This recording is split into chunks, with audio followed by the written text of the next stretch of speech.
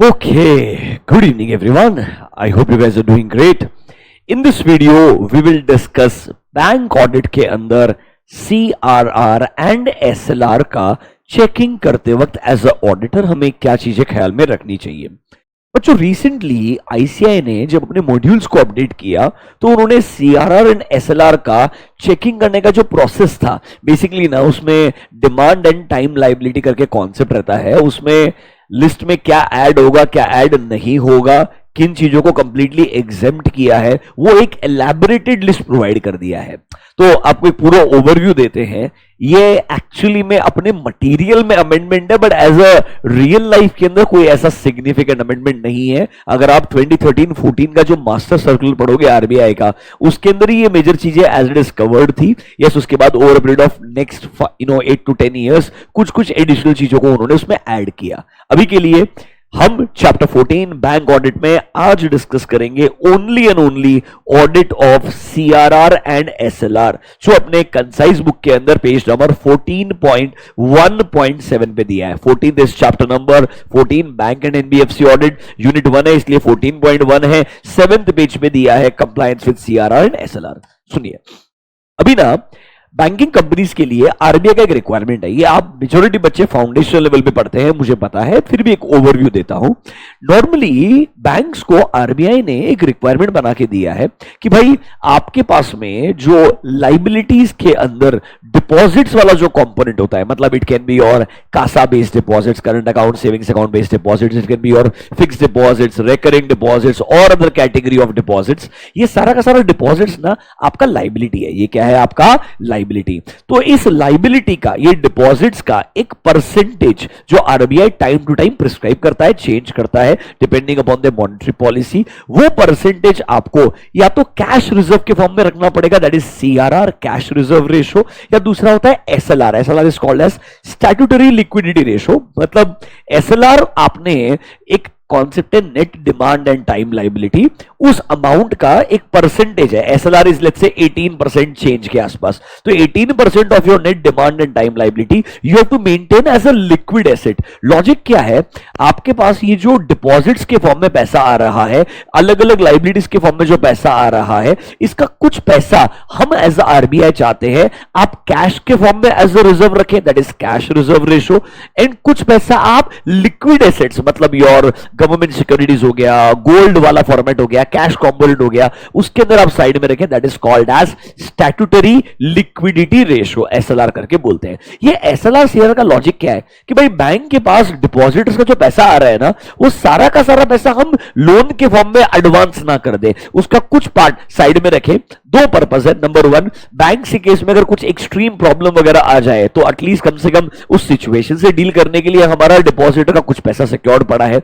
Number 2, economy में जो supply of money है वो बहुत नहीं बढ़ना चाहिए, क्योंकि क्या होगा, मैं डिपॉजिटर से 100 रुपए ले रहा हूं, पूरा का पूरा 100 रुपए अगर लोन पे दे दूंगा तो can I say the entire 100 rupees is available as a supply of money in the economy. तो उस सप्लाई ऑफ मनी को थोड़ा कंट्रोल में रखने के लिए हम एक तरीके से कुछ कैश रिजर्व्स को साइड में रखने के लिए बोलते हैं। हम बोलते हैं आप डिपॉजिटर से जो पैसा ले रहे हो वो पूरा का पूरा 100% लोन के फॉर्म में दे ही नहीं पाओगे। इसके लिए एक रेशो भी होता है, क्रेडिट डिपॉजिट रेशो। क्या होता है? Credit deposit ratio. वो लगभग इंडिया के अंदर अगर आप मुझे पूछेंगे 70 से 80% के बीच में रेंज करता है, एंड 65% के नीचे, मतलब जो आपके डिपॉजिट्स रिसीव हुए हैं उसका लगभग 70 to 80% आप एज अ एडवांस के फॉर्म में दे सकते हो, क्रेडिट के फॉर्म में, मतलब एडवांस के फॉर्म में दे सकते हो। Below 70% and actually below 65% critically बुरा माना जाता है कि यार बैंक के पास डिपॉजिट का पैसा तो आ रहा है बट लोन के लिए कोई शायद पैसा मांगने के लिए नहीं आ रहा है। इस तरीके से भी हम इवैल्यूएशन करते हैं। अभी के लिए what is CRR, what is SLR एक बेसिक मीनिंग दिया है, हमें इसे चेक कैसे करना है उसका मैकेनिज्म बताया जाएगा।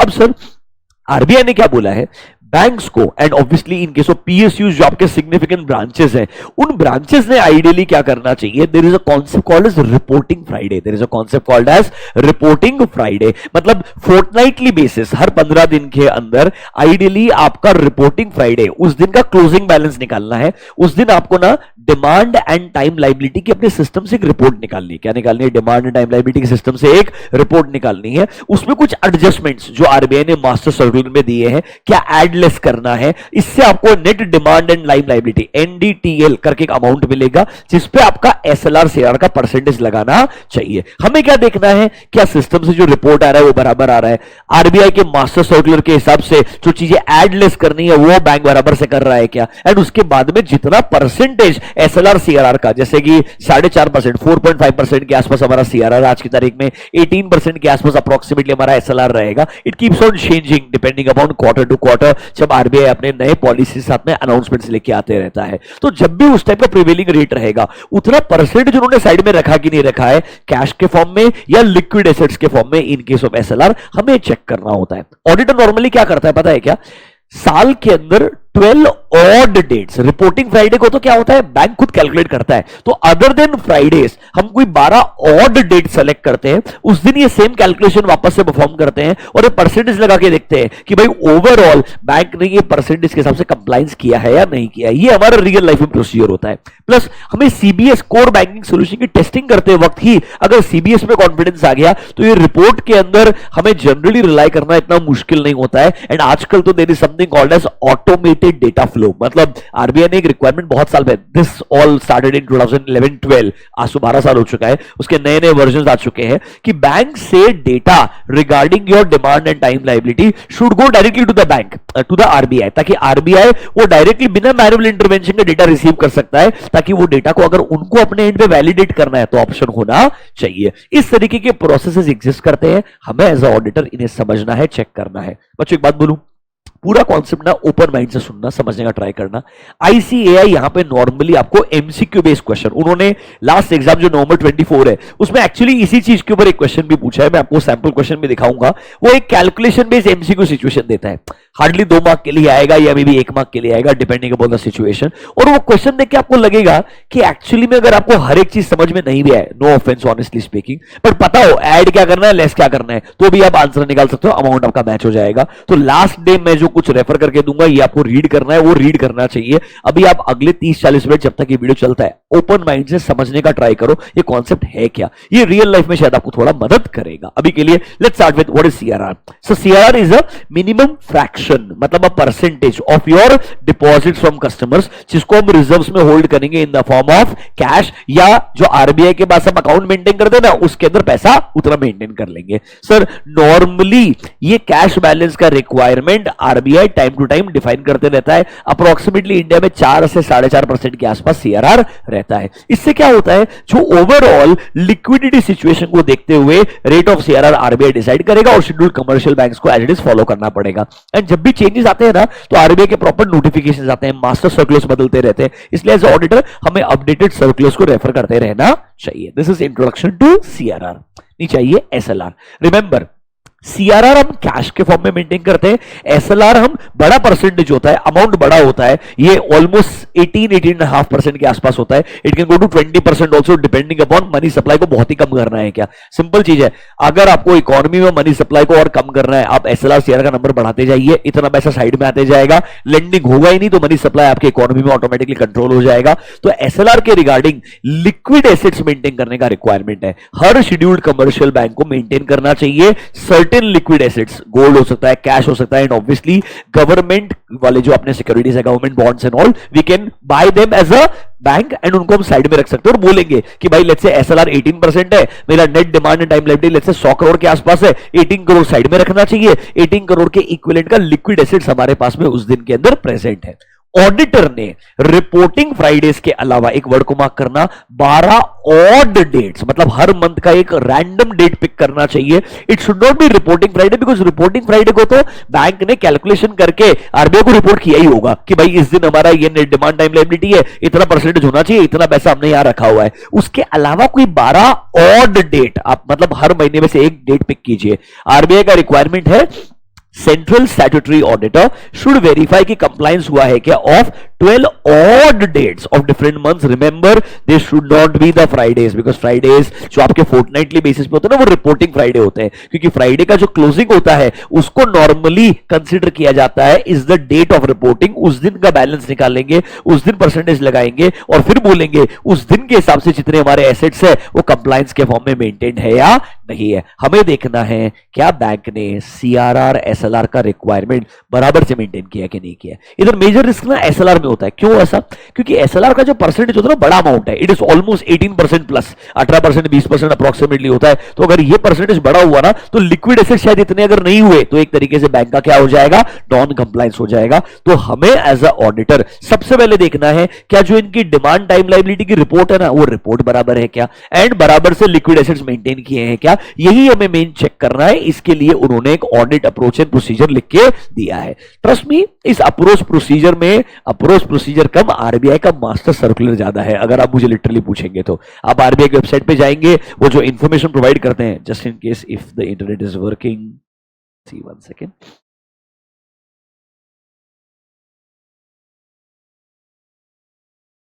यूजफुल इंफॉर्मेशन, आरबीआई रेगुलेशन के सी मास्टर सर्कुलर्स, यहाँ पे हमेशा लिस्ट, और कोई नया सर्कुलर है तो लिस्ट अपडेट होते रहता है. आप नोटिस करेंगे इसमें आपको एसएलआर सीआरआर का सर्कुलर मिल जाएगा, एक पुराना सर्कुलर भी रहेगा which is pretty old. Just one second.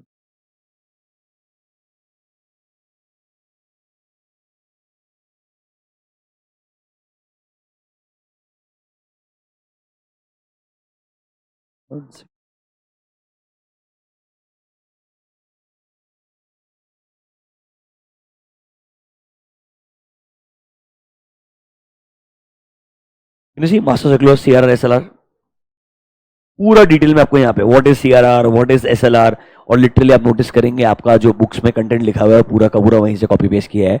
आप जाके नीचे जरूर नोटिस करेंगे, देखो एक लिस्ट दिया है, liabilities not to be included, क्या क्या इंक्लूड नहीं करना चाहिए, और उसकी पूरी लिस्ट आपको यहाँ मिलेगी.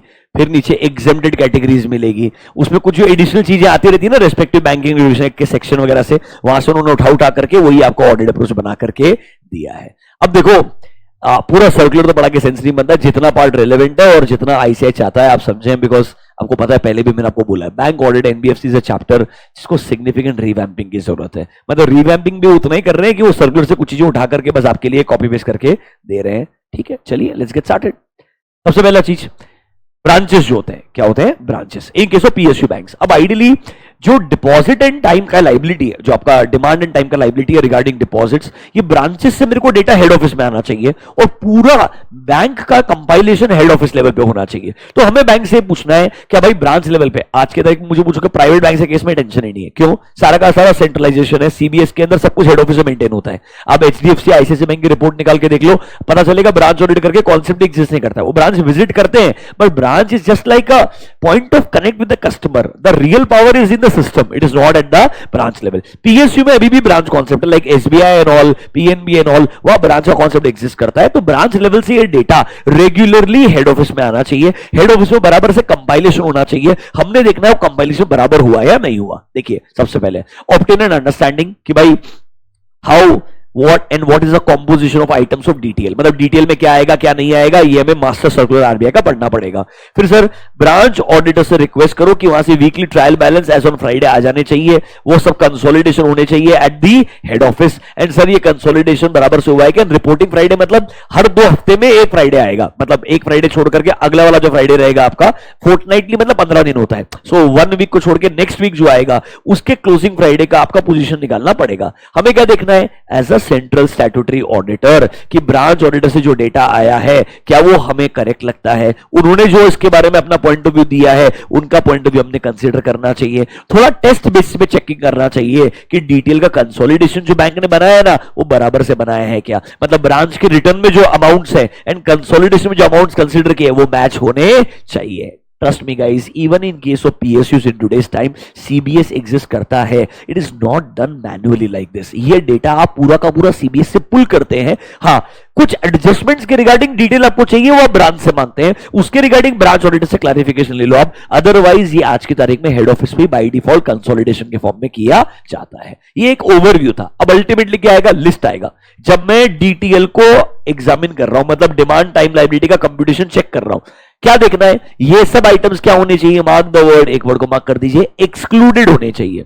तो एग्जाम में क्वेश्चन में क्या देगा कि डिमांड टाइम लायबिलिटी का अमाउंट है एक्स, उसमें ना ये सब चीजें इंक्लूडेड है, तो आपको ढूंढना पड़ेगा ये जो एक्सक्लूडेड वाली लिस्ट वाले आइटम्स है वहां पे है क्या, ये है तो डिमांड टाइम लायबिलिटी के अमाउंट में से उसको क्या करना पड़ेगा, माइनस करना पड़ेगा। दिस इज एक्सक्लूडेड वाला आइटम्स पूरा का पूरा। फिर नीचे पॉइंट नंबर 6 में आपको मिलेगा जो इंक्लूड होने चाहिए, वहां पे वर्ड को मार्क कीजिएगा, specifically examine those items which are included in the liabilities. मतलब पॉइंट नंबर 6 के जो आइटम्स है, 4 ही है, वो ऐड होने चाहिए डिमांड टाइम लायबिलिटी के कैलकुलेशन में, एंड पॉइंट नंबर 5 वाले आइटम्स को एक्सक्लूड करना चाहिए। तो क्वेश्चन में क्या देखना है कि भाई जो उसने डिमांड टाइम लायबिलिटी का अमाउंट दिया है उसमें क्या क्या ऑलरेडी इंक्लूडेड है। ऑब्वियसली उसमें जो इंक्लूडेड है और इंक्लूडेड रहना चाहिए उसे माइनस नहीं करोगे, और जो एक्सक्लूडेड की लिस्ट में से है उसे क्या कर देने का, माइनस करने का, और आपका आंसर मैच हो जाएगा। आईसीआई का एक्सपेक्टेशन इतना है, I am so sorry, literally इतना ही है। उन्होंने इतने बढ़िया बढ़िया टर्म्स लिखे हुए, एक भी वर्ड डिफाइन नहीं किया, एक कभी लॉजिक एक्सप्लेन नहीं किया, सिर्फ मास्टर सर्कुलर में गया, कंट्रोल सी कंट्रोल वी। अब मुझे एक बात बताइए, अगर मैं बैंक में काम करता हूं, बैंक के अंदर अकाउंटेबल पर्सन भी हूं या पर्सन इंचार्ज भी हूं, डोंट थिंक आरबीआई ने सर्कुलर मेरे को लिख के दिया है, प्रिंटेड फॉर्मेट में सामने रखूंगा, मैं क्यों याद करूंगा ऐड क्या करना है, लेस क्या करना है। किसी भी पर्सन को याद करने की जरूरत नहीं है। आपसे एक्सपेक्टेशन अनफॉर्चुनेटली इतनी है कि आप, मैं आपको एक सीधा ट्रिक बताऊंगा, क्या इंक्लूड करना है वो लाइन आइटम 4 ही है, वो 4 याद रखो, बच्चे में मेजोरिटी जो है वो एक्सक्लूडेड कैटेगरी के अंदर पूरे के पूरे। अच्छा, looking at the question of ICAI, honestly speaking जितना वैरायटी वो लिखते हैं वो सब इधर से उठाया पूरा का पूरा। मतलब क्या इंक्लूडेड होना चाहिए वो अगर पता है, बचा हुआ सब एक्सक्लूडेड ही होना चाहिए, आप ऑटोमेटिकली माइनस करते जाना, आपका आंसर मैच हो जाएगा। I'm sorry, I don't want to teach you like this, but there is no other way if you want to just find out the ICI's answer. That is the best way. इसीलिए सबसे पहले क्या करते हैं, क्या include होना चाहिए वो डिस्कस करते हैं, और थोड़ा ट्राई करता हूं आपको एक पॉइंट ऑफ व्यू समझाने का कि भाई वो क्यों इंक्लूड करने का जरूरत है। ऑनेस्टली स्पीकिंग इसके रिगार्डिंग प्रॉपर ट्रेनिंग्स कंडक्ट करने चाहिए, जो हमारे मॉड्यूल के हिसाब से नहीं, आरबीआई के सर्कुलर्स के गाइडलाइंस के हिसाब से होने चाहिए। प्रॉपर अंडरस्टैंडिंग देना चाहिए कि भाई ये चीजें क्यों हमने इंक्लूड करनी है, क्यों इंक्लूड नहीं करनी है। द चैलेंज इज, आपने बैंकिंग इंडस्ट्री के बारे में अगर आर्टिकल्स में काम किया तो फिर भी ठीक है, अदरवाइज बहुत लेमैन के अंदर अंडरस्टैंडिंग के हिसाब से कुछ टर्म्स आपने कभी सुने भी नहीं होंगे, बहुत सारे ऐसे, तो आपके लिए उसको ऐड करना है, माइनस करना है। It is more like maths के अंदर ये ऐड करना है, ये लेस करने का है, less of understanding, more of remembering, which is unfortunately sad. अभी के लिए I try my level best to make you understand. Come to point number 6 first, पहले क्या चीज इंक्लूड होना चाहिए, लॉजिक समझिए शांति से। डिमांड एंड टाइम लायबिलिटी, उनका लॉजिक क्या है, डिपॉजिटर्स से या डिपॉजिटर्स के वाया जो पैसा हमारे पास आ रहा है एज अ बैंक, उधर हमको लगता है ये पैसा डिपॉजिटर का है, रिस्क इन्वॉल्व ज्यादा है, तो लाइबिलिटी में सारी लाइबिलिटी को कंसीडर नहीं करना है, ओनली डिपॉजिटर रिलेटेड जो नॉर्मली लाइबिलिटी है उसे हमने कंसीडर करना चाहिए। तो आप नोटिस करेंगे जो पॉइंट्स रहेंगे ना, these are related to depositor, उसकी लाइबिलिटी से रिलेटेड अगर अमाउंट हुआ तो हम उसको रखेंगे, नॉन डिपॉजिटर रिलेटेड लाइबिलिटी अगर हुई तो उसको नॉर्मली क्या कर देंगे, माइनस कर देंगे। सी आरबीआई का लॉजिक क्या था, डिपॉजिटर से जो पैसा आ रहा है ये मेरी बैलेंस शीट में लायबिलिटी है, उसका एक परसेंटेज साइड में रखो ताकि डिपॉजिटर के पैसे को थोड़ी सिक्योरिटी मिलेगी। थोड़ा ओवरऑल इकोनॉमी वाला फंडा लॉजिकल है परसेंटेज के हिसाब से कि flow of money, supply of money control कर लोगे आप, पर प्राइमरी ऑब्जेक्टिव क्या था, डिपॉजिटर के कुछ पैसे को सेफगार्ड किया जाए।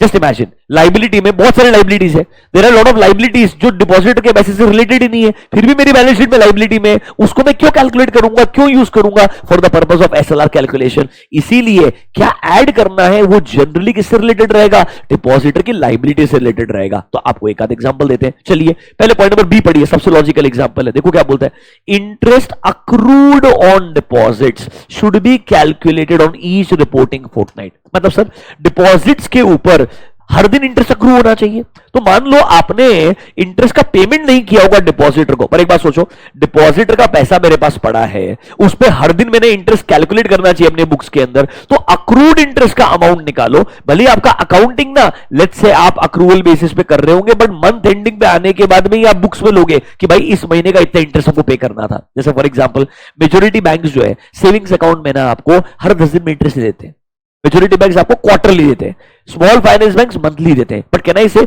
एक महीने में रिपोर्टिंग फ्राइडे बीच में आएगा, उस रिपोर्टिंग फ्राइडे को तो उन्होंने बुक्स ऑफ अकाउंट्स में आपको इंटरेस्ट दिया ही नहीं होगा, तो लाइबिलिटी में वो इंटरेस्ट का अमाउंट आपके अमाउंट में ऐड ही नहीं हुआ है, तो वो क्या बोल रहे हैं, वो डिपॉजिटर के पैसे के साथ साथ उतने दिन का जो इंटरेस्ट है वो अक्रूड कैलकुलेट करो, उसको भी ऐड करो, क्योंकि वो पैसा आपका नहीं है, अब वो पैसा एक्चुअली डिपॉजिटर का बिलोंग करता है, तो it is a liability related to depositor. ये लॉजिक से आप समझने का ट्राई करोगे ना तो आपको मजा आएगा, हालांकि एड लेस क्या करना है वो मैं लास्ट में आपको 2 मिनट में समझा दूंगा। So interest accrued on deposits should be calculated on each fortnight, मतलब जो भी लॉजिकल इंटरेस्ट कैलकुलेशन का मेथड है, रिमेंबर वेदर और not such interest is accounted, मतलब बुक्स ऑफ अकाउंट्स में भले अक्रूड नहीं होता होगा, बट आप सोचो डिपॉजिटर का इन 14 डेज का इतना इंटरेस्ट बनता है, तो डिपॉजिटर के अमाउंट में ये इंटरेस्ट का अमाउंट क्या होना चाहिए, ऐड होना चाहिए, ताकि जो बैंक की लाइबिलिटी है ना इस रिगार्ड में वो क्या होनी चाहिए, फेयरली रिफ्लेक्टेड होनी चाहिए। जब मैं क्या कैलकुलेट करूंगा, mark the word total net demand and time liability. देखो लॉजिक क्या है, बैलेंस शीट में डिपॉजिटर ने सेविंग्स अकाउंट में 5 करोड़ रखा है, 5 करोड़ मेरी लाइबिलिटी में दिख रहा है, पर 5 करोड़ पे हर दिन इंटरेस्ट पे करना चाहिए, लास्ट 14 डेज से हर दिन इंटरेस्ट कैलकुलेट हुआ होगा, let's say that interest amount is 1 lakh rupees, वो इंटरेस्ट हमने पे नहीं किया, इंटरेस्ट में भी पे करने के लिए 2 महीने बाद पेमेंट डेट आएगा, बट कहना इसे इस 14 डेज में वो इंटरेस्ट 1 लाख का ड्यू तो हो गया है, तो कहना इसे liability should not be 5 crore, liability should be 5 crore plus 1 lakh, तो वो रियल लाइबिलिटी आएगा, क्योंकि एसएलआर जो है ना it's a percentage on depositors liability, it's a percentage on depositors real liability, actual liability जो बुक्स में है वो कम भी हो सकती है, इसीलिए बोलता है उसको आपको ऐड करना चाहिए। Is this first point clear to you? एक पॉइंट आपको समझ में आया?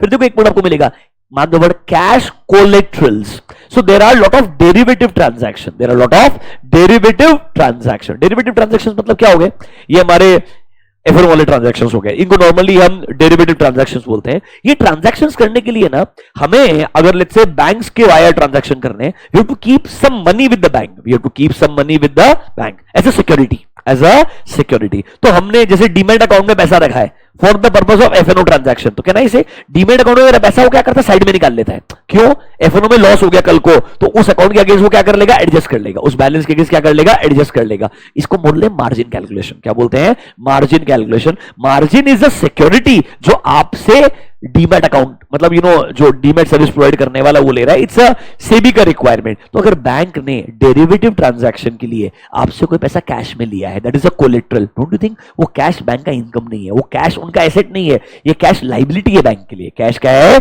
लाइबिलिटी है बैंक के लिए, but this cash belongs to whom, depositor, this cash belongs to whom, depositor. ये डिपॉजिटर के सेविंग्स अकाउंट में नहीं होता है, जैसे for example HDFC bank account में 5 लाख पड़ा है, एचडीएफसी सिक्योरिटीज अकाउंट है, मेरा 5 लाख यहां से निकल के सिक्योरिटीज अकाउंट में जाएगा, यहां से 5 लाख निकल के कहां जाएगा, सिक्योरिटीज अकाउंट में, फिर सिक्योरिटीज अकाउंट से ट्रेडिंग किया जाएगा, सिक्योरिटीज अकाउंट से क्या किया जाएगा, ट्रेडिंग। पर 5 लाख किसके पास पड़ा है, एचडीएफसी के पास ही पड़ा है। Are you understanding this? तो ये टेक्निकली जो 5 लाख है जो उनके पास एज अ कोलेट्रल आया है, that should be considered for the purpose of DTL calculation, because this money belongs to depositor, this money belongs to depositor. इसीलिए वो कैश कोलेट्रल जो उन्होंने रिसीव किया होगा फॉर डेरिवेटिव ट्रांजैक्शन, जिनके अगेंस्ट कोलेट्रल मतलब सिक्योरिटी लिया जाता है, ये भी हमारे मतलब एक तरीके से अदर लाइबिलिटीज है, आउटसाइड लाइबिलिटी है, जो नॉर्मल डिपॉजिटर लाइबिलिटी के बियॉन्ड जाती है।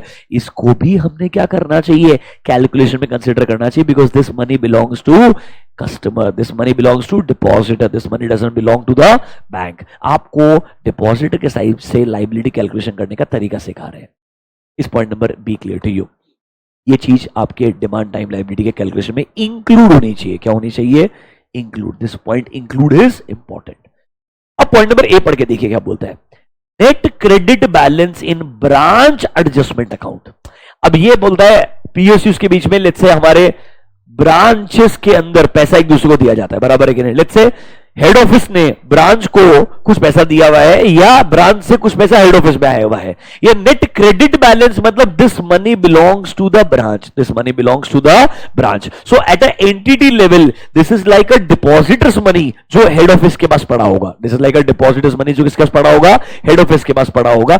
नॉर्मली उसमें से जो हमारा कॉस्ट है वो माइनस करके जो नेट अमाउंट है ना वो नेट अमाउंट लेना चाहिए। This is called as net credit balance. This money is not owned by bank, this money is kept with the bank from a third party point of view। यहां पे branch को हम third party treat कर रहे हैं, उन्होंने यहां पैसा रखा हुआ है। रिमेंबर, अगर ये पैसा ये एंट्रीज 5 साल से ज्यादा पुरानी है, नॉर्मली होती नहीं है, तो उसे ग्रॉस बेसिस पे कंसिडर करना चाहिए, क्योंकि उसे लगता है इट्स अ ओल्ड 5 साल पुराना एंट्री, इससे रिलेटेड खर्चा अब आपके पास कुछ भी नहीं रहेगा, तो gross amount as it is carry करो। Otherwise normally net credit balance आपने उस ब्रांच अकाउंट में जो रहेगा ना, उसको डिमांड एंड टाइम लायबिलिटी में ऐड करना चाहिए, because we believe this is the balance that is owned by a third party here for the treatment of DTL calculation। समझ में आया क्या? थर्ड पॉइंट देखिए, एक वर्ड सुना होगा आपने, नोस्ट्रो अकाउंट। क्या सुना होगा word? Nostro account. Let's say एक इंडिया का बैंक है, they have a bank account with a foreign bank, let's say for example New York, let's say bank of America, US के अंदर बैंक ऑफ अमेरिका, यहां का इंडिया में HDFC bank. HDFC bank will have a bank account with bank of America, HDFC bank will have a bank of account with bank of America. ये आप AFM में पढ़ के आए होंगे, नोस्ट्रो अकाउंट, मतलब हमारा बैंक अकाउंट किसी फॉरेन बैंक के अंदर है। तो कहना इसे हो सकता है ना, एचडीएफसी का कोई कस्टमर है, एचडीएफसी का कोई कस्टमर है, उसका लेट्स से यूएस के अंदर भी अकाउंट रहेगा, उसका क्या रहेगा? यूएस में भी अकाउंट रहेगा, वो अपने इंडिया के एचडीएफसी अकाउंट में पैसा भेजना चाहता है, तो क्या होगा? वाया नोस्ट्रो अकाउंट ये पैसा एचडीएफसी के पास रिसीव होगा, तो एचडीएफसी के बिहाफ पे बैंक ऑफ अमेरिका में ये पैसा रिसीव किया जाएगा। तो ये नोस्ट्रो के अंदर पैसा अल्टीमेटली किसका है? कस्टमर का बिलोंग करता है। हम क्या करते हैं ना, आवर अकाउंट एचडीएफसी बैंक का account let's say in a foreign bank, let's say New York के अंदर बैंक ऑफ अमेरिका के अंदर आपका अकाउंट है, ये अकाउंट आपका कहलाएगा नोस्ट्रो अकाउंट, मतलब स्टेटमेंट वहीं पे मेंटेन होगा क्योंकि बैंक अकाउंट उनके साथ में।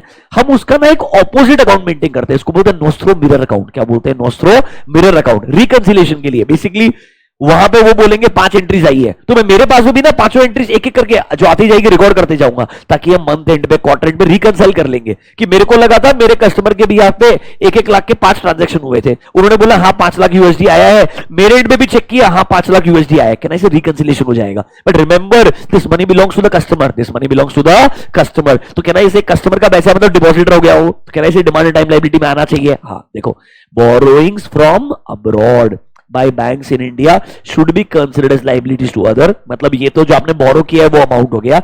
Thus adverse balance can you see in Nostro mirror account needs to be considered as liability to other and reconciliation होना चाहिए Nostro account का। Remember reconciliation के लिए there is a concept called as mirror account। सुनो, मेरा account है foreign bank के अंदर, उनके पास मेरे बिहाफ पे पैसा आया है, उनके पास मेरे बिहाफ पे क्या आया है? पैसा आया है। मैं भी इधर कस्टमर के बिहाफ पे इंडिविजुअल रिकॉर्डिंग करते जाऊंगा, फिर उनसे जो स्टेटमेंट है मांगने के बाद हम रिकंसाइल करेंगे। हाँ मुझे लगता है मेरे कस्टमर का इतना इतना पैसा आया था, उन्होंने भी बोला इतना इतना पैसा ही आया था, ये ऑब्वियसली फॉरेन करेंसी में रहेगा, तो हमें कंपेयर करके देखना पड़ेगा कि उन्होंने जो रिसीट्स मेरे बिहाफ पे लिखी है और जो मेरे पास में रिसीट्स के रिकॉर्ड है वो एक्चुअली मैच होने चाहिए। तो हमें देखना है proper reconciliation of nostro account होना चाहिए, इससे हमें डिटेल में स्क्रूटनाइज करना पड़ेगा, केयरफुली एनालाइज करना पड़ेगा। ये देखना है, मार्क द वर्ड, कोई इनवर्ड रेमिटेंसेस है क्या?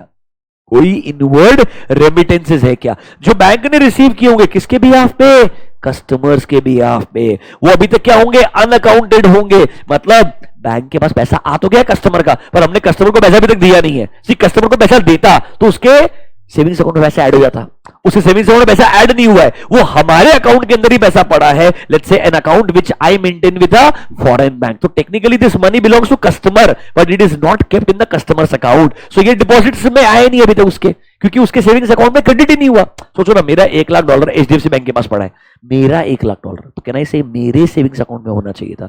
मेरे सेविंग्स अकाउंट में होता तो डिमांड टाइम लायबिलिटी में इंक्लूड हो जाता, बट ये मेरी सेविंग्स अकाउंट में नहीं है। ये एचडीएफसी बैंक के स्विफ्ट अकाउंट में, किधर पड़ा है? स्विफ्ट अकाउंट में। अभी वो अकाउंट से निकल करके मेरे अकाउंट में आया नहीं है, तो ये अगर अनएडजस्टेड बैलेंसेस बचे हैं तो ideally this money belongs not to the bank, this money belongs to the customer जो अभी तक अनअकाउंटेड है। आइडियली ये चीज भी हमारे इसमें ऐड हो जानी चाहिए net demand and time liability में। देखिए कोई भी अगर ऐसी इनवर्ड की एंट्रीज है जो अभी तक अनअकाउंटेड है, सुनो अकाउंट हो गया तो फर्क नहीं पड़ता है क्योंकि फिर वो कस्टमर के अकाउंट में पैसा जा चुका है, पर अगर अनअकाउंटेड है तो आइडियली मेरे लिए लायबिलिटीज है और नॉर्मली इनको मैंने नेट डिमांड टाइम लायबिलिटी में क्या करना चाहिए? ऐड करना चाहिए। मतलब सर अगर मैं बाहर से बोरो कर रहा हूं पैसा, ऑब्वियसली वो डिमांड लायबिलिटी में कंसीडर किया जाएगा, नेट डिमांड लायबिलिटी में।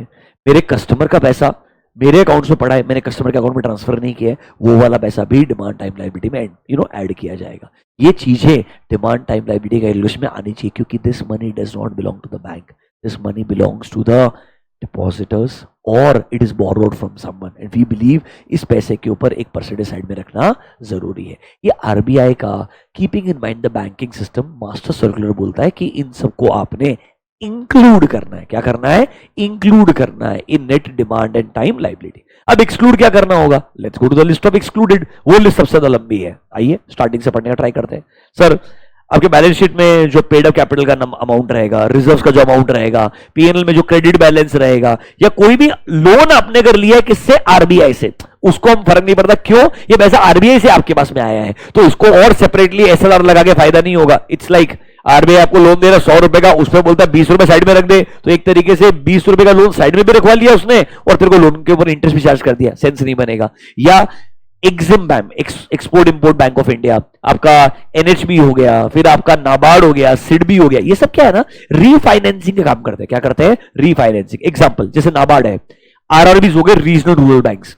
अब ये उस सेक्टर में काम कर रहे हैं जहां पे पैसा बहुत जल्दी डूबता है, तो इन बैंक्स को रीफाइनेंस करने का काम किसका है? नाबार्ड का है, एसआईडीबीआई का है। तो कहना इससे ये लोग जब रीफाइनेंसिंग करके पैसा दे रहे हैं ना, ये पैसा एक्चुअली में एज ए डिपॉजिटर का पैसा नहीं है, वो एज ए सपोर्ट सिस्टम आपको पैसा पे कर रहे हैं। इसको डिमांड टाइम लायबिलिटी कैलकुलेशन में काउंट करने की जरूरत नहीं है। पॉइंट नंबर 1 को सबसे इंपॉर्टेंट मार्क करना, क्योंकि इसमें बहुत सारी चीजें आ गई। पेड अप कैपिटल भी आ गया, रिजर्व्स भी आ गया, क्रेडिट बैलेंस भी आ गया, लोन जो आरबीआई से लिया वो भी आ गया, रीफाइनेंस का अमाउंट भी आ गया, एग्जिम वगैरह का।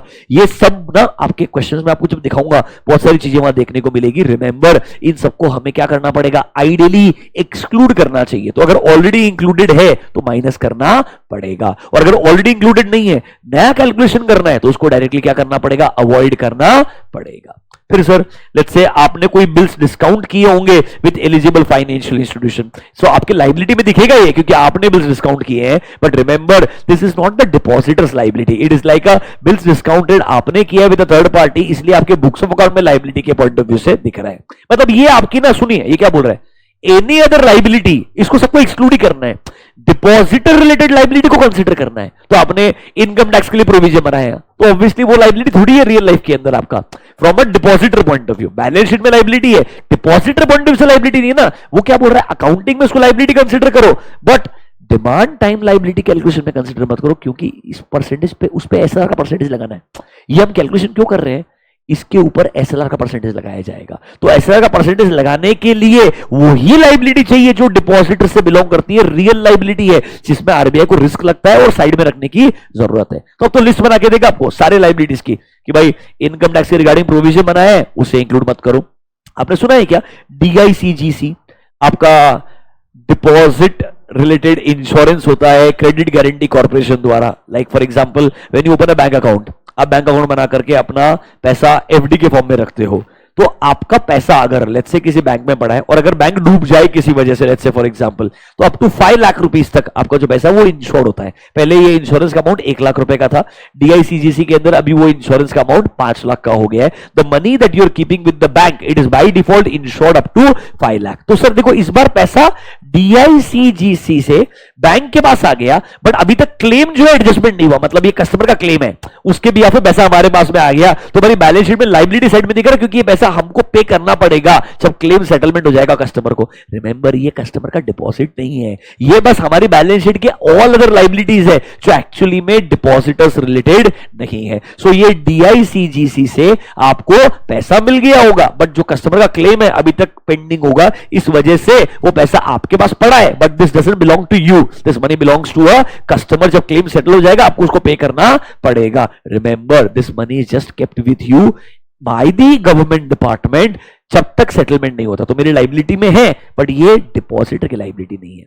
वैसे ही एक्सपोर्ट क्रेडिट गारंटी कॉर्पोरेशन करके ईसीजीसी एग्जिस्ट करता है, मतलब जो एक्सपोर्ट्स के रिगार्डिंग आपका क्रेडिट दिया जाता है, उसके रिगार्डिंग एक तरीके से गारंटी प्रोवाइड किया जाता है बाय द गवर्नमेंट। उसके रिगार्डिंग कोई गारंटी इन्वोक हुई होगी तो गवर्नमेंट साइड से पैसा आया होगा, but remember this money does not belong to the bank. वैसे ही देखो, इंश्योरेंस कंपनी से कोई पैसा आया होगा फॉर एडॉक सेटलमेंट, पर अभी तक क्लेम्स क्या है? पेंडिंग। रिमेंबर, ये सब पैसा आपको आ तो गया है as a bank, but this is not your money, this belongs to a third person or a customer जो एक्चुअली के अंदर क्लेम वगैरह एडजस्टमेंट वगैरह पेंडिंग पड़ा रहेगा। Remember, this is not even customers deposit का पैसा, इसीलिए इस चीज को हम डिपॉजिटर्स लायबिलिटी नहीं कंसिडर कर रहे हैं। बुक्स में लायबिलिटी है, पर डिमांड टाइम लायबिलिटी में कैलकुलेट नहीं किया जाएगा। कोर्ट रिसीवर से आपको पैसा आ गया होगा, बट ऑब्वियसली कोर्ट रिसीवर कैसे अपॉइंट किया जाता है आपको मालूम रहेगा। कोई जब लिक्विडेशन का प्रोसेस होता है, बैंक्रप्सी का प्रोसेस होता है, तो कोर्ट एक रिसीवर को अपॉइंट करता है जो एक्चुअली में उनके एसेट्स को बेच के पैसा रिकवर करता है। वो पैसा फिर बैंक को दिया जाता है बिकॉज बैंक ने किसी को पैसा दिया होगा, बट ये होल्ड पे रखा जाएगा कुछ समय के लिए। मतलब ये सारा जो पैसा है ना आपके पास आ तो गया होगा, बट ये डिपॉजिटर्स के लायबिलिटी रिलेटेड नहीं रहेगा। फिर देखो सेम चीज, आपने कोई डेरिवेटिव ट्रांजैक्शन किया होगा, मतलब बैंक का जो ट्रेडिंग पोर्टफोलियो है ना, आपने डेरिवेटिव ट्रांजैक्शन किया, उसमें कोई अनरियलाइज लॉस होगा, मतलब देयर इज अ लॉस जो अभी तक रियलाइज नहीं है क्योंकि ट्रांजैक्शन स्क्वायर ऑफ नहीं हुआ होगा, तो आपके बुक्स के अंदर वो लायबिलिटी दिखते रहेगा, बट एक्चुअली के अंदर वो डिपॉजिटर की लायबिलिटी नहीं है। फिर या आपको एडवांस में कोई एनुअल फीस या अदर चार्जेस जो नॉन रिफंडेबल टाइप के होते हैं वो आ गए होंगे। अब ये पैसा एडवांस में आएगा जनवरी के अंदर, it belongs to entire 12 months. अब जनवरी में पैसा आ गया है बट एक्चुअली में ईयर एंडिंग 31 मार्च को हो जाएगा, तो कहना इसे funds received in advance, your charges received in advance दिखते रहेगा आपके पास के अंदर। आइडियली ये आपका लायबिलिटी है जो आप धीरे धीरे बुक्स के अंदर कंसिडर करते जाएंगे। फिर देखो liability account arising on account of utilization of limit under bank's acceptance facility, BAIF करके सुना है क्या आपने? ये bank acceptance facility is also like a financial instrument, ये बिल जैसा कॉन्सेप्ट ही है। लाइक फॉर एग्जांपल आप इंपोर्ट एक्सपोर्ट का ट्रांजैक्शंस कर रहे होंगे, आपका जिस पार्टी से इंपोर्ट करना है उनको आपके फाइनेंशियल क्रेडिट वर्थिनेस पे कॉन्फिडेंस नहीं है, तो जैसे आप एलसी बैंक गारंटी लेते हैं ना, वैसे फैसिलिटी होती है, इसको बोलते हैं BAIF facility, bank acceptance facility. आपके बैंक ने इंपोर्टर के बैंक के साथ में एक तरीके से एक्सेप्टेंस किया है, हाँ ये जो वेंडर है जो इंपोर्ट कर रहा है उसका क्रेडिट वर्दिनेस देखते हुए हमें लगता है आपने ये अमाउंट ऑफ ट्रांजैक्शन अप्रूव कर देना चाहिए, बिकॉज वी बिलीव इनके पास में इतने सफिशिएंट फंड्स है जो हमने हमारे पास रखे होंगे, सिक्योरिटी रखी होगी जिसके अगेंस्ट में हम ये पेमेंट आपको कर पाएंगे। तो इसके अगेंस्ट अगर लिमिट यूटिलाइज होता है तो हमारे बुक्स में वो एज अ लायबिलिटी दिखता है, but remember this is not a depositors liability जिसके ऊपर हम एसएलआर कैलकुलेट करें। फिर सर जो बोरोवर से कुछ पैसा रिकवर हुआ होगा आपका, जैसे debt that is considered bad and doubtful, आपको लग रहा था वो पार्ट रिकवरी हुआ होगा छोटा अमाउंट, ये सब चीजें ना these are unusual transactions, these are not normal depositor से पैसा आया हुआ वाला ट्रांजैक्शन, इसीलिए इन सबको एक्सक्लूडेड कैटेगरी में रखा है। फिर सर इंपोर्ट के बिल्स के अगेंस्ट में कोई पैसा रिसीव हो गया होगा आपके पास में जो अभी तक रेट फाइनल नहीं हुआ इसलिए आपने सामने वाले कस्टमर को ट्रांसफर नहीं किया है। Let's say for example import bill के अगेंस्ट में आपके पास पैसा आ गया इंडियन करेंसी में, पर जब तक फाइनल रेट फाइनल नहीं होता ये पैसा आपके पास पड़ा है तो आपके पास लायबिलिटी में दिख रहा है, सेंट्री डिपॉजिट्स में रखा हुआ है आपने, but remember this is not the real deposit that belongs to the customer. तो ये बिजनेस रिलेटेड जब होता है तो साइड में रखते हैं, ये अगर इंडिविजुअल कस्टमर रिलेटेड होता है, फॉर एग्जांपल जैसे फॉरेन करेंसी ट्रांजैक्शन है, जैसे मैंने आपको बताया था बाहर से पैसा मेरे को इंडिया में लेके आना था पर मेरे स्विफ्ट अकाउंट में पड़ा था, उसको हम नीचे ऐड करते थे बिकॉज वो हमारे नोस्ट्रो अकाउंट में था। किस अकाउंट में था? नोस्ट्रो अकाउंट में था।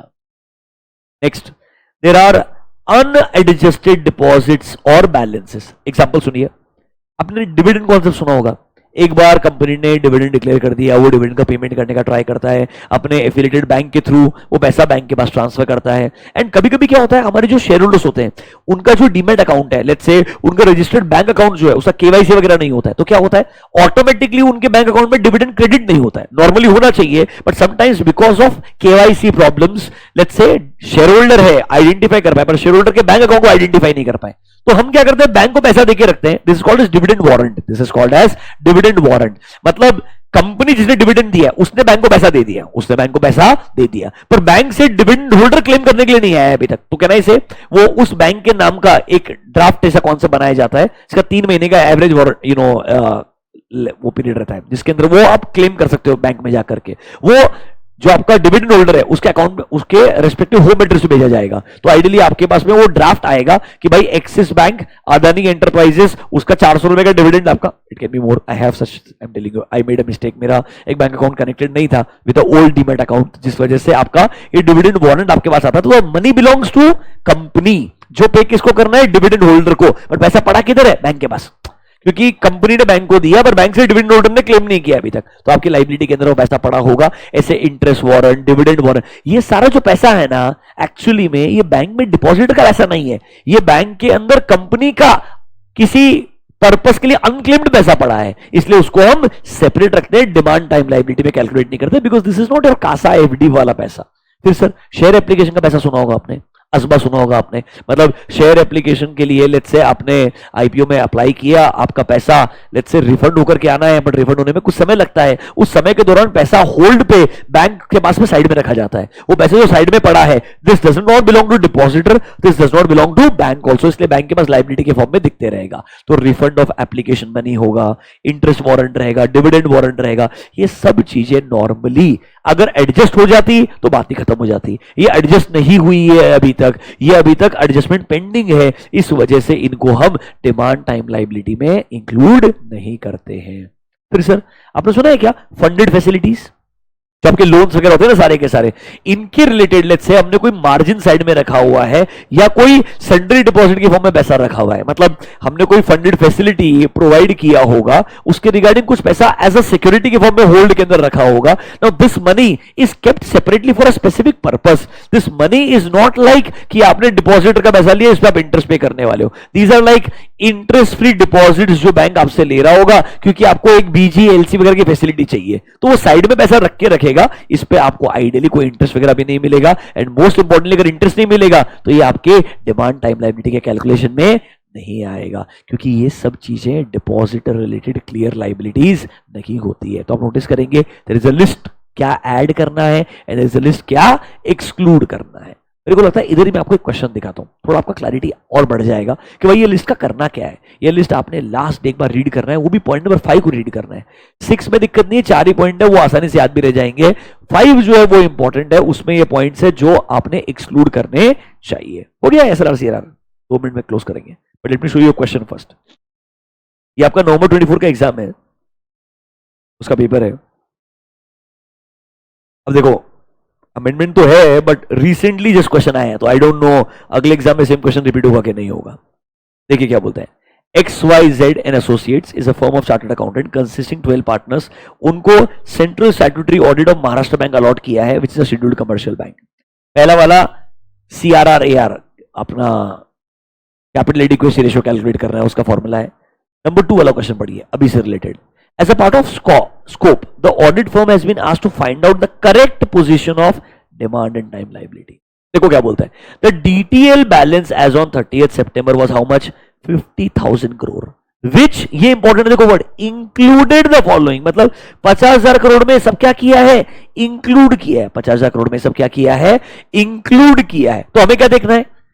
एक्सक्लूडेड वाली जो हमारी लिस्ट है उसमें से यहां पे क्या क्या है, क्योंकि वो इसमें इंक्लूड होना नहीं चाहिए था, वो में क्या करना पड़ेगा? माइनस करना पड़ेगा। और जो हमारी इंक्लूडेड वाली लिस्ट में वो तो इंक्लूड होना ही चाहिए था, और इंक्लूडेड है तो उसमें कुछ करने की जरूरत नहीं है। तो हमें ढूंढना है इसमें से एक्चुअली में एक्सक्लूडेड की लिस्ट में क्या आना चाहिए। आप अपने सामने लिस्ट रखो, आपको इमीडिएटली समझ में आ जाएगा। देखो एक्सक्लूडेड की लिस्ट में सबसे पहला पॉइंट मिलेगा आपको पेड अप कैपिटल। आपको लगेगा कितना प्रेडिक्टेबल है इसे, अगर आप एक बार पढ़ के जाएं लिस्ट तो आपको बहुत इजीली समझ में आएगा। पेड अप कैपिटल का अमाउंट है, कहना इसे माइनस करना चाहिए आपने 27,000, बिल्कुल माइनस करना चाहिए। फिर रिजर्व माइनस करना चाहिए क्या? बिल्कुल उन्होंने लिखा माइनस करना चाहिए।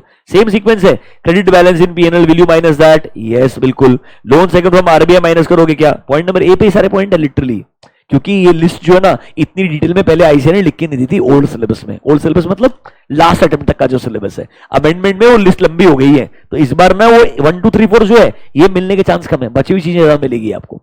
फिर देखो refinance taken from EXIM and NHB, ये भी हमने क्या करना चाहिए? माइनस। लिटरली पहले जो 5 पॉइंट है वो ए से आया सारा का सारा। This is entirely from point number A, if you see carefully. देखो आपका पॉइंट नंबर ए है paid up capital, reserves, credit balance in PNL, RBI से लोन, रीफाइनेंस, सब कुछ एज इट इज पूरा का पूरा। फिर देखो अगला पॉइंट क्या लिख के दिया उसने, पार्ट अमाउंट ऑफ रिकवरी जो आपका हुआ होगा for debt considered bad and doubtful of recovery, ये भी आपको माइनस करना है। देखो आपके लिस्ट में था already part amount of recovery, point number के, same point as it is. फिर देखो अगला पॉइंट क्या बोलता है, interest net credit balance in branch adjustment account. अब आपको लगेगा देखो ये जो है ना, जो मैंने अभी पिंक में जस्ट मार्क किया, ये आपके प्लस साइड में आना शुरू हो जाएगा। This will be in plus side.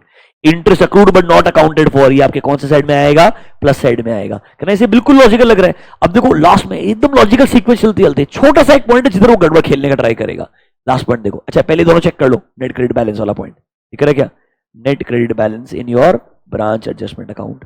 फिर इंटरेस्ट अक्रूड ऑन डिपॉजिट्स जो आपने इंक्लूड करना चाहिए। अब एक छोटा सा क्वेश्चन देखो लास्ट में, margins held and kept in sundry deposits for funded facility, ये आपका लास्ट पॉइंट था एक्सक्लूडेड की लिस्ट का। देखो बस this is where majority students will make a mistake. अब कैलकुलेशन में एक आपने अगर 80 को माइनस नहीं किया तो आपका ऑब्वियसली ऑप्शन क्या हो जाएगा, चेंज हो जाएगा। तो अगर आप 50,000 के अंदर से 27,000 जो मैं रेड में मार्क कर रहा हूं वो माइनस कर दे, let's say for example this you minus minus minus minus minus minus and this, ये 105 और 90 जो है इसको कुछ भी नहीं करोगे क्योंकि उसको इंक्लूड करना ही चाहिए था और ऑलरेडी क्या है, इंक्लूडेड। वापस ऐड मत करना, डबल डबल कैलकुलेशन हो जाएगा।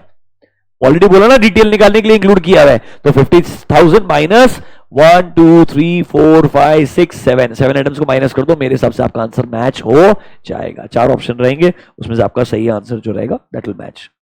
You can calculate this. समझा क्या? अब देखो ऐसा 2 मार्क का वेटेज है इस चीज का, literally same question last attempt के अंदर आया है। आने वाला 1-2 अटेम्प्ट के अंदर हो सकता है मे बी अगले टाइम में इमीडिएटली रिपीट ना करे, उसके अगले टाइम में रिपीट कर ले। प्लस माइनस की लिस्ट पता होनी चाहिए। Literally this is the ICAI's overall expectation. चलिए डिस्कशन को क्लोज करते हैं, फालतू में स्ट्रेच नहीं करते हैं। नीचे आइए, एक लिस्ट दिया है जो मेरे को लगता है पहली बार इंक्लूड किया है बहुत पुराना। दिस इज 2013-14 में जब शायद पहली बार मास्टर सर्कुलर आया था तभी इंक्लूड किया था। बोल देता हूं, एक ही पॉइंट लॉजिकल है। देखो, while examining computation of DTL, auditor may specifically examine the details of mark the word exempted categories of following item। ये कुछ ऐसी लाइबिलिटीज है जिसको आरबीआई ने बोला कंप्लीटली एग्जम्प्ट कर दो। एग्जांपल, बैंक ने ना लेट्स से बॉन्ड्स इशू किए, बैंक्स ने क्या किए हैं, बॉन्ड्स इशू किए हैं to raise money. Can I say bonds issue किए to raise money is a liability for me. मतलब मैंने बॉन्ड्स दिया है, सामने वाले से पैसा लिया है, बट ये पैसे का इस्तेमाल किस पर्पस के लिए किया है? इस पैसे का इस्तेमाल किया है अफोर्डिंग हाउसिंग फाइनेंस के लिए। मतलब जो लोगों का लेट्स से इनकम लेवल बहुत कम होता है, 20 लाख के नीचे, ये नंबर बदलते रहता है बट अप्रोक्सीमेटली 20-25 लाख के आसपास का होम लोन का अमाउंट, उससे भी कम वाला अगर अमाउंट रहेगा आपका, तो ये आपका अफोर्डेबल हाउसिंग फाइनेंस चले जाता है। उस केस में हमें लगता है कि भाई ये पैसा तो हम बैंक को अलाउ कर देते, तुम पूरा का पूरा बोरो करो, पूरा का पूरा लोन देने के लिए यूज करो। या इंफ्रास्ट्रक्चर बेस्ड जो लोन्स है उनको फंड करने के लिए आपने इस पैसे को यूज किया है। मतलब आपने बॉन्ड्स इशू करके पैसा रेज किया but you are using it for affordable housing loan. मतलब जो आप लोन दे रहे हो ना अफोर्डेबल हाउसिंग फाइनेंस, उसके लिए आप यूज कर रहे हो, इंफ्रास्ट्रक्चर के लिए लोन दे रहे हो, तो आरबीआई बोलता है भाई ये लाइबिलिटी को डिटेल में कंसीडर मत करो, इसको साइड में रख दो, क्योंकि ये आप हमारे हिसाब से अच्छा काम करने के लिए जा रहे हैं जो हम आपसे चाहते हैं। तो आप ये चीज बिंदास करो, हम आपको फुल सपोर्ट करते हैं, बोरो करो, use it entirely for the purpose of loan. This will not be counted in your net demand type liability. मतलब इसका 18% आपका एसएलआर साइड में रखने की जरूरत नहीं है। ठीक है, नेक्स्ट एक कॉन्सेप्ट और होता है, this is called as FCNR. क्या बोलते हैं इसको? FCNR. What is FCNR? Foreign currency non resident Indians. Foreign currency non resident Indians के जो अकाउंट होते हैं। अब देखो बैंक्स ने इंडिया के अंदर इंसेंटिव देते हैं। For example you are NRI, US based हो आप, यूएस के अंदर आपका सोर्स ऑफ इनकम रहेगा, सैलरी इनकम वगैरह, जो भी बिजनेस इनकम वगैरह रहेगा।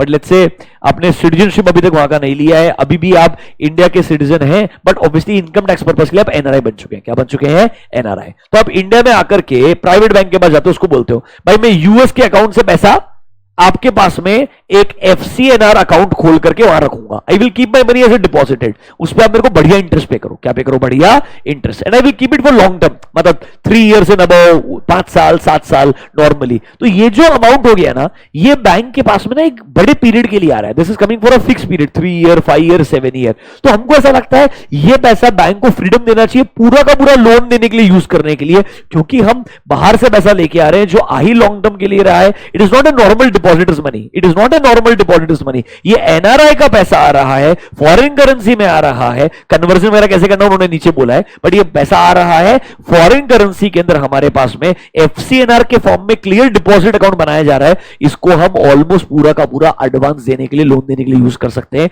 इस पे एसएलआर लगाने का जरूरत नहीं है। सो योर इंक्रीमेंटल, आपका क्या होता है ना, एफसीएनआर का बैलेंस चेंज होते रहता है। आपका हर क्वार्टर के अंदर, हर फोर्टनाइटली बेसिस के अंदर नया कैलकुलेशन करना है, नया पैसा कितना आया और कितना पैसा बाहर गया। ये जो इंक्रीमेंटल अमाउंट है जो हर क्वार्टर में ऐड होते जा रहा है, उसको आप डिमांड टाइम लायबिलिटी में कैलकुलेट में मत इंक्लूड करो। देखो द ऑडिटर शुड वेरीफाई, इससे जो लोन्स दिया है ना, आइडियली जो एफसीएनआर के आपके डिपॉजिट्स हैं या इंटरबैंक फॉरेन करेंसी डिपॉजिट्स, मतलब वहां का बैंक और इंडिया के बैंक के बीच में लेट्स से डिपॉजिट्स के ट्रांजैक्शंस रहेंगे, ये हम रिपोर्ट करते हैं to the RBI in return. Banks ने आइडियली फॉरेन एक्सचेंज के अपने एसेट लाइबिलिटीज को बराबर से कन्वर्ट करना चाहिए into INR as per RBI का प्रॉपर रेफरेंस रेट। आरबीआई ने रेफरेंस रेट जो है ना वो न्यूयॉर्क का रेट दिया है for the purpose of conversion into USD. They all are converted into USD, उस रेट को यूज करके फिर आईएनआर में लेके आया जाता है। तो ये बेसिकली आपको बोल रहा है नंबर 1, इसको मार्क कर लेना important, minimum eligible credit and outstanding bonds.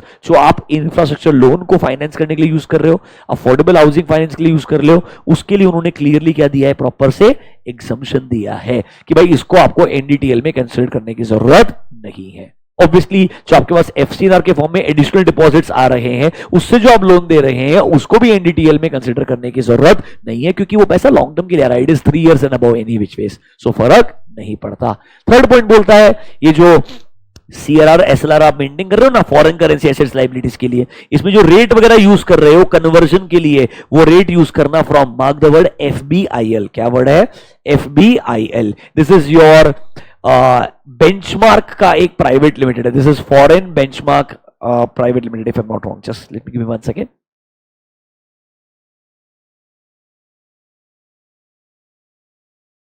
This has a approval from RBI that sorry, financial benchmark, my mistake, it's financial benchmark India Private Limited। RBI से अप्रूव्ड है कि ये लोग टाइम टू टाइम नए rates benchmarks issue करते जाएंगे। इनका जो कन्वर्जन का रेशियोज रहेगा वो रेट यूज करते हुए हमने आइडियली कन्वर्जन करना चाहिए। This is officially approved by RBI. If reference rate is not available from FBIL तो ऑब्वियसली सेम न्यूयॉर्क का जो क्लोजिंग रेट है यूएसडी का वो आप यूज कर लो, उससे फिर आईएनआर में कन्वर्ट करके आप अपने अमाउंट्स को कंसीडर कर लो। ये बस कन्वर्जन के लिए गाइडेंस दिया है, मतलब this is not NDTL related as such, this is just a conversion guidance कि अगर आपका फॉरेन करेंसी में एसेट्स लायबिलिटीज रहेगा उसे कन्वर्जन किस रेट के थ्रू करोगे, ये उन्होंने सर्कुलर में लिख के दिया है। अब इसके बाद कुछ बहुत जनरल डिस्कशन है छोटा सा, आइए क्लोज करते हैं फटाफट से। सर हमें देखना है कि भाई आइडियली जो आपके ब्रांच अकाउंट्स होंगे in foreign branches and all, उसके अंदर नेट बैलेंस आप कैसे अराइव करते हो, क्योंकि obviously that balances can be in foreign currency, we need to be little careful। फिर बैंक ना सीआरआर का डेटा एक फॉर्म ए करके फॉर्मेट दिया है बैंकिंग रेगुलेशन एक्ट के अंदर, उस फॉर्म के अंदर सीआरआर का डेटा प्रोवाइड करते हो। एंड फॉर्म 8 है फॉर एसएलआर, ये आइडियली फॉर्म आप भर के मंथ ऑन मंथ प्रोवाइड करते हैं आरबीआई को। वो फॉर्म में जो डेटा दिया है ना बराबर दिया है कि नहीं दिया, वो आप एक चेक कर लीजिए, टाइम पास है। फिर सर जो ब्रांच लेवल से डेटा आ रहा होगा, you are a central statutory auditor, SCA statutory central auditor, आपने देखना है एसएलआर का रिक्वायरमेंट जो ब्रांच से डेटा वगैरह आया और रीजनल लेवल से आके पूरा कंसोलिडेशन हुआ बराबर हुआ है क्या। तो क्या करते हैं ना, 4 रीजन में डिवाइड कर देते हैं, east west north south, zones बना देते हैं। ईस्ट वेस्ट ईस्ट के जो सारे के सारे ब्रांचेस थे वो उस रीजन पे आके पहले कलेक्ट होगा, वहां से फिर ओवरऑल हेड ऑफिस पे आएगा। मतलब रादर देन एवरी ब्रांच का कंसोलिडेशन में आने के लिए पहले रीजनल लेवल पे, रीजनल लेवल से ओवरऑल हेड ऑफिस लेवल पे आके कंसोलिडेशन होना चाहिए। ऐसी रिपोर्ट्स को प्रॉपर काउंटर साइन होना चाहिए by all regional manager.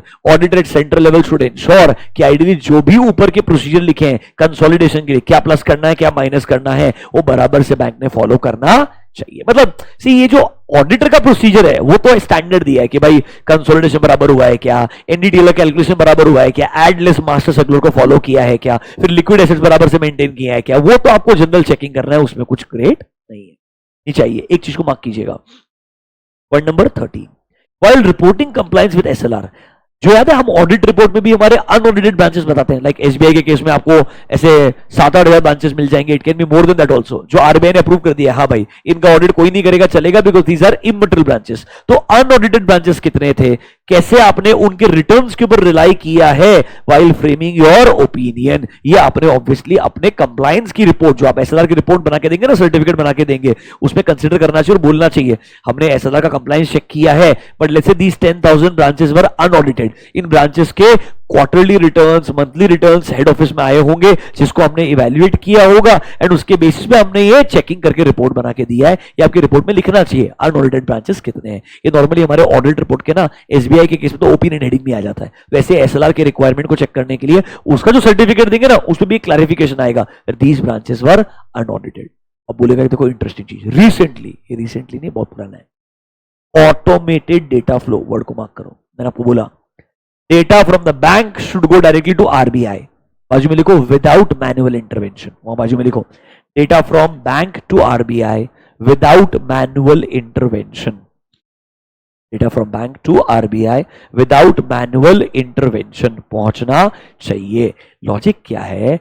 RBI चाहता है अगर system of banks are working properly, वहां से डेटा सीधा आरबीआई तक पहुंचे.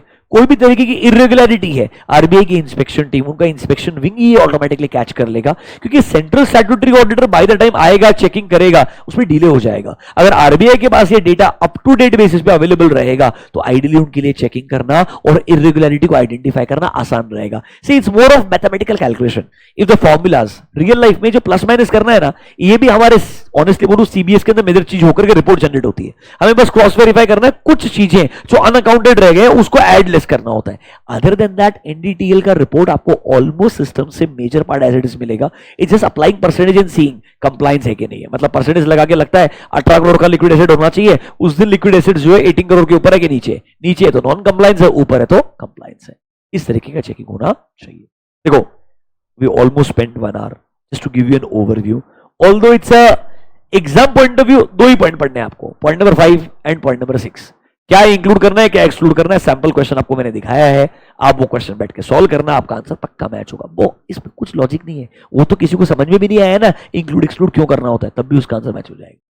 अब देखो, आई वांटेड कि थोड़ा तो एटलीस्ट आपको समझ में आए. बाकी जेन्युइनली स्पीकिंग, बैंक ऑडिट वगैरह जब आप करने के लिए जाएं, थोड़ा समय ट्रेनिंग पे इन्वेस्ट करें, थोड़ा समय मास्टर सर्कुलर्स ऑफ आरबीआई पढ़ने पे इन्वेस्ट करें, तब जाके आपका अंडरस्टैंडिंग इंप्रूव होगा. And you know, banking industry is very dynamic, it keeps on changing. RBI is also very dynamic regulator. ये बदलाव आते रहते हैं. जब तक आप इन बदलाव को, इन चीजों को बराबर से समझेंगे नहीं at that point of time, तब तक आप उसको बराबर से अप्लाई भी नहीं कर. I am not very happy with the way I is asking you question, but my job is done. ठीक है बच्चों, I hope this was good. You can go through this properly and we'll continue. I'll see you soon. Bye bye. Thank you.